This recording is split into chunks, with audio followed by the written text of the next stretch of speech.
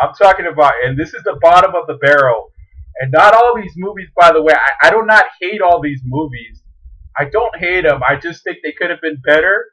I just think that the directors, the actors, and the studios should have really tried it. It would have helped if they tried. If they would have tried at least a little bit. Right? I think so, right? All right. The movies that you would find on VHS. The type number one. And keep in mind, I don't hate some of these movies. Keep in mind that. All right, King Arthur, Legend of the Sword. The reason this movie is on this list, not because it's a really bad movie. It is not a bad movie. What's bad about it? It is boring. This movie, it started out really good with a really good action scene, and Charlie Hunnam. I like this guy's work, by the way. Sons of Anarchy, Pacific Rim, but he does not have enough star power to really hold the helm of a movie, and I think he really tried because there was a couple of other guys like Henry Cavill, including Sam Worthington. Sam Worthington. I said it. Sam Worthington. They wanted this, but we got Charlie Hunnam, and I think he does a stand-up job. He really tries hard. He really embodies the spirit. But did we really need another King Arthur story, a modern take on it? Because Guy Ritchie directed this movie, and Guy Ritchie's got some movies that I actually like, I personally like. Okay, coming in at number two, we have Power Rangers, and the reason Power Rangers is on this list because I thought this movie would have made my best of list, but the only problem I have with this movie is the Goldar. If anybody knows Mighty Morphin Power Rangers, Goldar was one of the main villains on the original Power Rangers, and Goldar just looks like a pile of gooey CGI mess. And that it just takes one little thing, one little mistake to make a movie garbage. And that's what killed this movie because other than that, the build up, the Power Rangers themselves, these unknown actors, they blew me away. I mean, cannot act to get a movie in a really well known franchise or in a horror movie and get an acting part, but these people, they really embodied what the Power Rangers are. They're, right? Oh, teenagers, what attitude? Bryan Cranston was also awesome on it. I don't even need to talk about that guy because I mean you guys know how good that guy is, Mr. Breaking Bad. So it gives you the sense of camaraderie. These people really need each other. These people have behavior problems. They're in detention a lot, and it embodies the build up. Normally, this week would have been boring, but it's just the build up was so good. So they actually go into their Mighty Morphin Tyrannosaurus. I don't know. I just had to do that, but and so they actually got it to the Zords, and the Zords. I just think Goldar was. That's what. That's why this movie's on the list of worst movies. That's the only real reason why, because it would have been I think if they would have, it would have been longer. But too many movies are that are coming out that are usually almost 3 hours long. But if they would have added maybe an extra 30 minutes, they would have explained a little bit more. Would have had more story on Rita Repulsa. And by the way, she did a really stand-up job, and she reminds me of another Power Rangers villain, not Rita Repulsa. To be honest with you guys, all right. Coming in at number three, we have Underworld Blood Wars, and Underworld Blood Wars is just on here also because I do not like what they did with the story behind Michael Corvinus, Scott Speedman, and he's supposed to be like in this, half vampire, half lichen, but stronger than buff. And that's not what we get. So he doesn't come on this movie, including a backstory on Celine, Kate Beckinsale's daughter, a conspiracy theory of some kind. And what really paid it off, the only reason is because this movie is not actually bad. It's what really pissed me off on this one.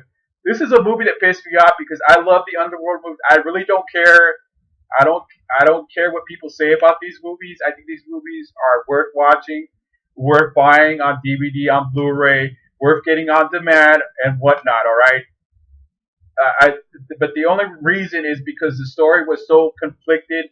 The story was so convoluted that you really did not understand what was going on. Up to this point, you think they would have The only surprise that we had is that Celine became an all-powerful vampire. I thought she already was because she could go out in daytime. The humanity. Alrighty, coming in at number 4, we have The Mummy. And I don't need to tell you, Tom Cruise, it was the selling point of this movie, but really, this movie, there was trying to set up a dark universe. We had Dr. Jekyll, Russell Crowe's on this movie, and he did a very stand-up job. But this movie tried too much what a lot of movie studios are trying to do. They're trying to set up their own universe, including like the DC universe, the Marvel universe, and now the Dark universe. Then we have the MonsterVerse with Godzilla, and now we have this movie, and it failed miserably. But the only reason this movie really is on this list because I think it's one of the worst movies because it was just really all over the place, and there was no real cohesiveness, no focuses on one storyline. I mean, there's always a subplot, but that's why. Anyways, all right. The Great Wall comes in at number 5, and The Great Wall was a great big mess to me. And you want to know why? It's not because of the whitewash, the backlash of Matt Damon being the male lead on this movie. Because honestly, are you going to get a maybe if they would have got an Asian actor to play that, would have made it any difference? I'm not sure really. What really pissed me off of this movie really made me pull my hair out because I'll tell you why. Because this movie could have been, this movie was wasted potential. The reason why are the monsters on this movie. Are they dragons? Are they the monsters from Ghostbusters? What are they? I'm not sure, and I don't think the studio even knew what the hell they were doing with these things. And that's what really killed it. It really pissed me off. And yeah, this movie has some pacing issues. It's kind of boring. Anyways, maybe they were going for a Last Samurai. If they were, you guys failed miserably. Matt Damon, you're still the bomb, though. All right, moving on. Coming in at number 6 is Fist Fight. Fist Fight. Oh my! I just got too much. I did a review of this movie earlier, and basically this movie is crude humor with a lot of cursing, with a lot of cliches and stereotypes, and it tried to be a bully, a kind of like a 3 o'clock high affair, as like I said earlier this year, but it did not deliver. The movie was not funny. The movie was it's like they gave Ice Cube and Charlie Day the script, and they looked at it and they were like, all right, try to make something happen. It's not happening. Moving on. At number 7, Fate of the Furious. Okay, what is going on here? By the time Fast and Furious 6 came out, I was pretty on board with these movies, but then we got 7, and then now 8. Alright, I like sequels, okay? I do. If they're good, if they make any sense. This movie didn't make a whole lot of sense because let me get to the good stuff, okay? How did Fast and the Furious become the Avengers? When did that happen? When did Vin Diesel get superhuman strength? When did The Rock get superhuman strength? I don't know, but I think they were really trying to cash grab. And Fate of the Furious is, I'm just waiting for them to make a Saturday morning cartoon. If we still had Saturday morning cartoons, or maybe some toys. You know what I mean? Collect them all, Fast and the Furious. Each figure sold separately. You collect Dominic Toretto. And that's and a cartoon, a Saturday morning cartoon. This what this movie was like to me. It was a movie that had no care in the world. It knew what it was. Yeah, you can't take it seriously. We all know that the law of physics. You could not do stuff like this in real life. But they didn't really, obviously they didn't care, and I really don't care too much for this movie. The reason I don't hate this movie, but I put it on this list because it just did not make any sense. It was not reality. It really, up to this point, especially with, I like to mention him right now, but God rest his soul. There's nothing else left to do with this franchise, especially with all the fighting between The Rock and Tyrese Gibson. this movie is for children. All right, coming in at number 8, we have Resident Evil: The Final Chapter. Resident Evil: The Final Chapter is known as probably, maybe it should have been my number 1, but the reason it gets number 8, I'm sorry, go back. The reason it gets number 4, I'm sorry about that. Number 4 on my list because and what I liked about it was just basically I'm an actioner. I like movies that have good action, but this movie tried so hard and it really did not deliver on all counts with the action. Even though the action is all over the place, there's a dragon on this movie, some kind of Resident Evil-ish monster or dragon. There's all kinds of Nemesis, post-Nemesis looking creatures. There's the zombies, of course. And there is just, and what, oh my God, what really, the editing, yeah, the jump cuts on this movie, the editing, the choppiness of the movie, the fight scenes, it's like they really did not care about, I don't know who they hired to do the choreography on the fight scenes, but they really failed miserably. You guys really failed miserably, by the way. And I personally like all the Resident Evil movies. That they're digestible to me for if I want to sit there and watch an action movie that has almost no sense, that makes no more sense anymore, that is mindless, that is not consistent, I'll sit there and watch those movies. Because I personally like the Resident Evil movies. I do. I wanted to like this movie. I was hoping for a good send-off from Mila Jovovich, but apparently Paul W.S. Anderson does not care. Does he really care?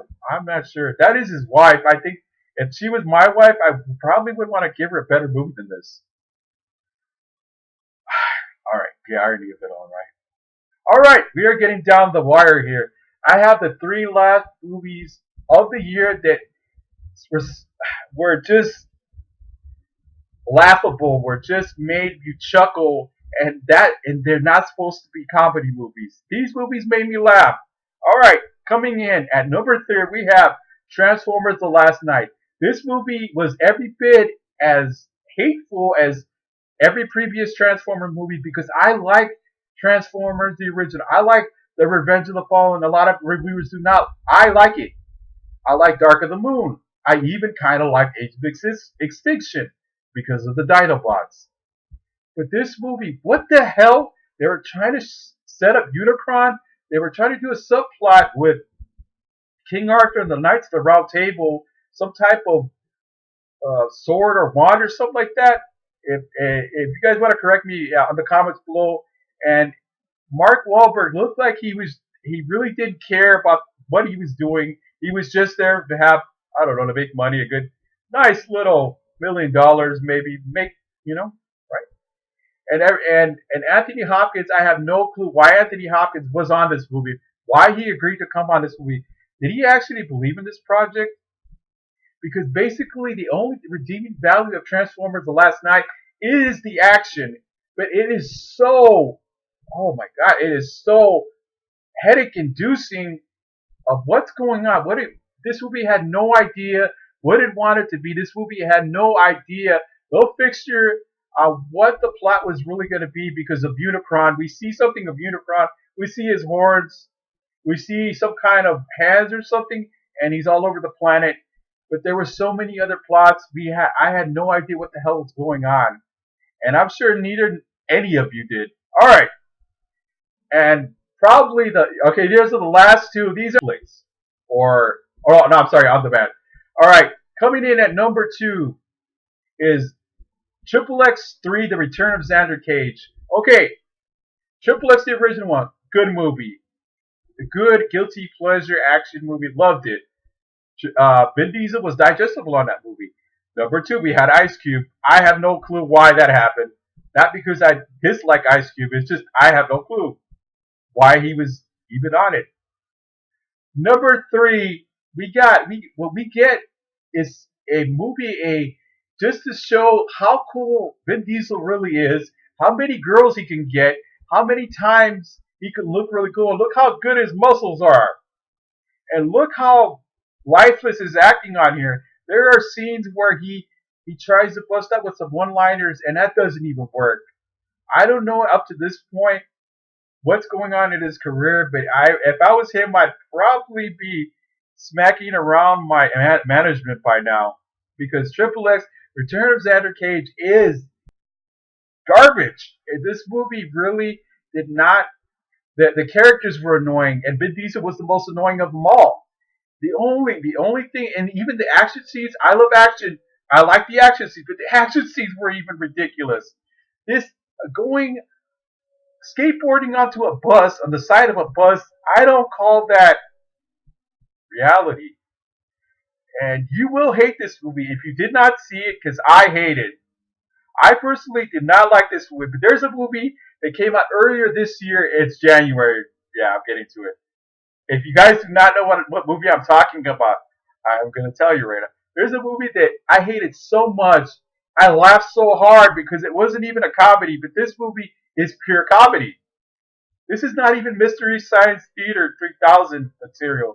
It is so bad. The Bye Bye Man. The Bye Bye, because you guys really suck.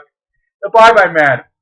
This movie is just based on a strange entity that if you say his name, the Bye Bye Man, he comes back and you die.